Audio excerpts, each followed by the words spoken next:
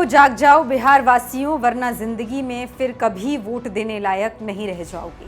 अगर आप सोच रहे हैं कि आपकी लड़ाई कोई दूसरा लड़ेगा, तो आपको पता होना चाहिए कि हर इंसान को अपनी लड़ाई खुद लड़नी पड़ती है। इसलिए अगर आप अभी भी बीजेपी सरकार और इलेक्शन कमीशन के बहकावे में आकर चुप बैठ गए हैं, तो आप लिख कर ले लीजिए कि आपके साथ धोखा हो जाएगा। भविष्य में आप वोट देने लायक नहीं रह जाएंगे, क्योंकि बीजेपी और आरएसएस किसी भी कीमत पर पिछड़ों, दलितों, आदिवासियों और गरीबों से वोट देने का अधिकार छीनना चाहते हैं। आपको वोट का ये अधिकार दिलाने के लिए बाबा साहेब ने बहुत लंबी लड़ाई लड़ी है। अब आपको अपने इस अधिकार को बचाने के लिए लड़ाई लड़नी पड़ेगी, वरना एसआईआर के जरिए आपसे ये अधिकार छीन लिए जाएंगे। याद है ना, चुनाव आयोग ने बिहार में एक नोटिस जारी किया था कि जो लोग 2003 के बाद वोटर लिस्ट में जुड़े हैं, उन्हें अपनी नागरिकता के सबूत देने होंगे।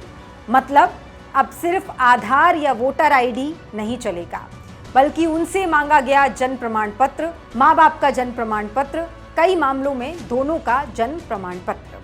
अब जरा सोचिए, क्या आपके पास माँ बाप का जन्म प्रमाण पत्र है? क्या गाँव, मजदूरों, बाढ़ पीड़ितों या बाहर काम करने वालों के पास ये सब होगा? इस नोटिस के बाद जब लोगों में गुस्सा फूटा, सोशल मीडिया पर विरोध हुआ, कांग्रेस और राजद के नेताओं ने सवाल उठाए, तो चुनाव आयोग ने फौरन अखबारों में विज्ञापन छपवाया और कहा, अगर कागज नहीं है तो कोई बात नहीं, बस एक फॉर्म भर दो, बीएलओ को दे दो।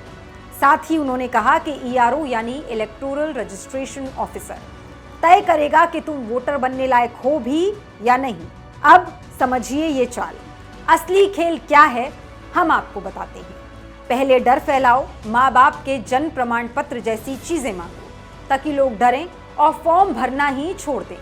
फिर पलटी मारो, कह दो कि नहीं नहीं, कुछ नहीं चाहिए, बस फॉर्म भर दो। फिर आखिरी चाल में कहा गया कि ईआरओ की मर्जी से ही तय होगा कि कौन वोट डालेगा। यानी अब तुम्हारा वोट किसी सरकारी अफसर की मर्जी पर है, ना कि संविधान पर। ये कुछ सवाल हैं जो हर बिहार वासी को पूछने चाहिए। क्या बीजेपी और जेडीयू सरकार इन अफसरों पर दबाव डालकर अपने हिसाब से वोटर लिस्ट नहीं बनवाएगी?